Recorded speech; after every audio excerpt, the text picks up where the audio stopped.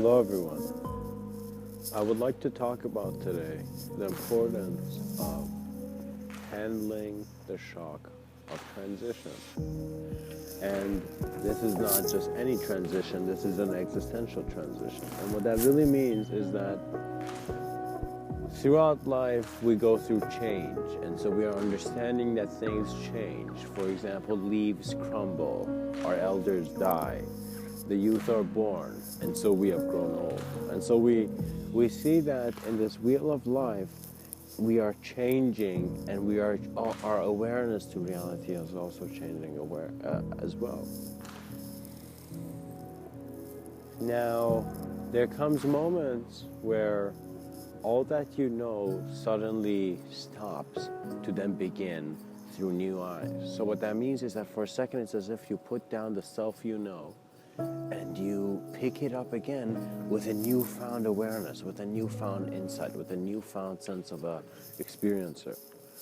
And when that happens, that is in a sense a blessing of an integrative win, because what that really means is your greater self-communication with yourself has opened up. So greater experiences can, in a sense, be presented to you. Now, when you look at the importance of handling shock when one goes through a sense of transition, it's because shock, it creates a setting for response for you to get limited. So what that means is that our psychology begins to at first create a reality that we are significant. Then suddenly, when the ideas in which our significance is built changes, we suddenly feel insignificant in our own creation. And what that means is that we've drawn this picture and we've drawn it so well we think we're in it.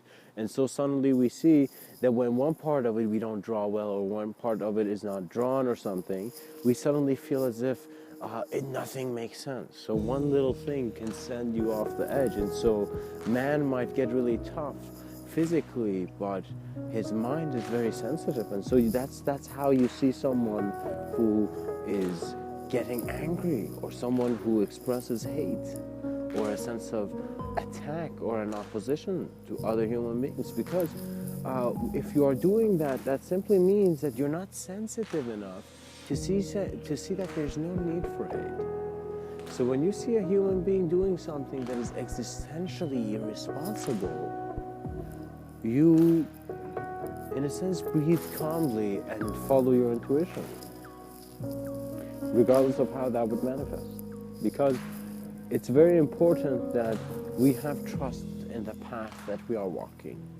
Because in that trust, we would allow expressions of ourselves where you will see that forget all the words that you could write down or say, or all the things that you could have done. Your presence, the way you're alive in this life, the way you're active, suddenly shifts, and you feel that like reality is teaching you, and you have become the greatest students. That student who could never be late because he was omnipresent. Very godly student, you know. Now, let us take some immediate considerations of where shock would come if man transitions. So a sense of shock may come when someone gets a near-death experience. So what that means is that an aspect of you goes through a sense of deconstruction, while another aspect of you is still maintained to observe it, in regards to how your personality will remember itself when you become conscious. And so what that means is I really can't speak too much, because the imagery of every generation is different. You simply have to see who you are and what imagery is significant for you. What do you trust in life? And simply look at that and try to find your truth. Because if you're in a place where you're insecure because you don't know what is secure, you don't really know who you are, you create possibilities in which you're even into more illusion, and you're like, what if that's real? So what that means is that imagine you saying, let's say you're a musician, and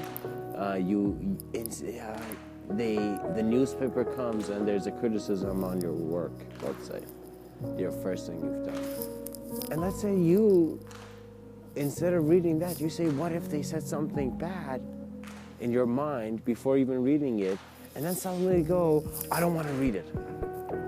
You know, as if like you are convinced by your own perception more than the actual perception of what could be said. We don't want our minds to create a sense of imagery that we cannot trust, because why are we even in that relationship?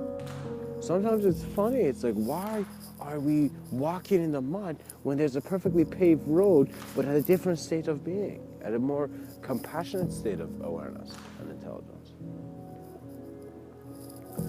So near-death experiences, in a sense, there is a shock that appears because you have, in a sense, been pushed, and your face has, in a sense, looked through the veil as you have been, in a sense, stretched to the edges of your reality. So that sense of shock comes to you from an external origination to then suddenly being observed from an internal origination. For example, let's say a near-death experience where you're out of body, or you have an out-of-body view or knowing, simply just a nonlinear knowing. Now, let's say there's a shock that occurs at death, and so you have lived your whole life, you have maintained this body, you have gone to the best places, and you've created the best machinery that this body could represent, in a sense, by your attendance to the gym. And so you suddenly see yourself fall apart, and so there is the shock of existential acknowledgement. Because I want to say, let's say that you are looking first at life and you don't have glasses on. Let's say you suddenly put glasses that are, let's say, blue completely. Then let's say you put glasses that are red. Then let's say you put glasses that are green. And so you see that you're constantly changing your dimension of reality, your perception of reality.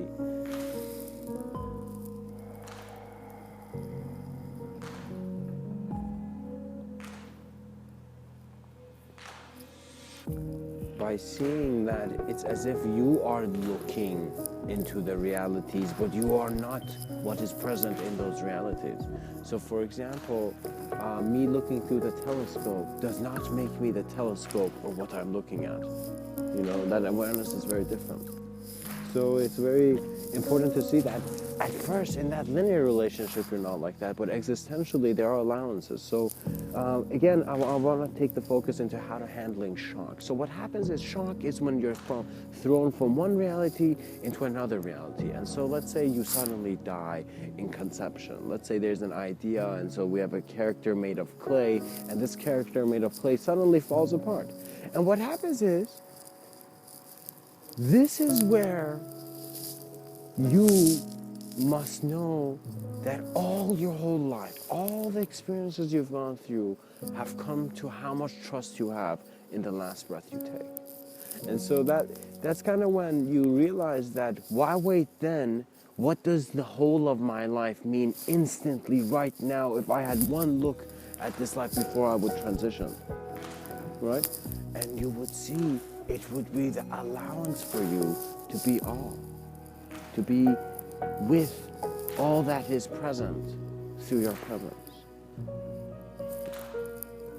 And so you will see that shock fades when you know that your nature continues pleasantly and beautifully, because that is where it comes from, because that is where it emanates from.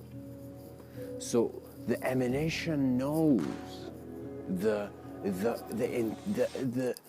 intelligence and the collective knowing of the spark of just, there is such intelligence in such design that it is beyond conception, and that is how conception is even made colorful for our vision. Therefore, recognize that shock is existential confrontation, and it is a sense of transition, and it is all a lesson. Do not worry about suffering in the sense that it is not something you cannot escape. the concept of escape is something to look at, because then you realize it does not need to be attached to any condition within a reality. And so when you become very clear and silent and still, you see in the simple awareness of how one breathes, all that is can simply be all that is without interpretation. And so you're happy, you're neither happy or sad, but you have achieved something beyond this game of thought, which was creating an unpleasant balance of emotions within you. So you simply adjust yourself, harmonize yourself, and just, instead of just standing on the grass for too long and get your legs getting tired, just lie down and just trust life. Just like you trust your couch. I mean, it's very simple. Have that much knowing and love of just how reality is there when you wake up in the morning. Just appreciate that, because that appreciation leads you to a greater self-reflection that in a sense opens you to the greater ability you are and the greater knowing that you are. And so that is where man's inspiration has become life's inspiration. And shock has simply been the passage of what you had to do to become the next beacon of omniscient, omnipresent, of the light that is within all.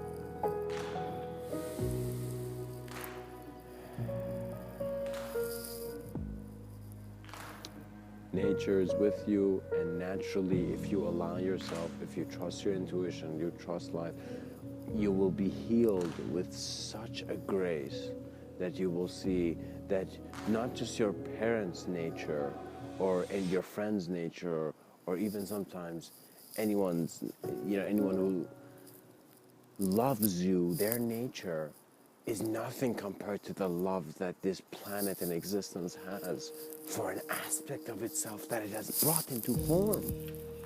So you're forgetting the intensity of how you are the creator of your creation as much as you are the creation of your creator. Do you know what I mean? There's a very intense aspect of the unknown, which will really be how you confront the next idea to move beyond it. And so may your moment be present in a way where it is always a gift.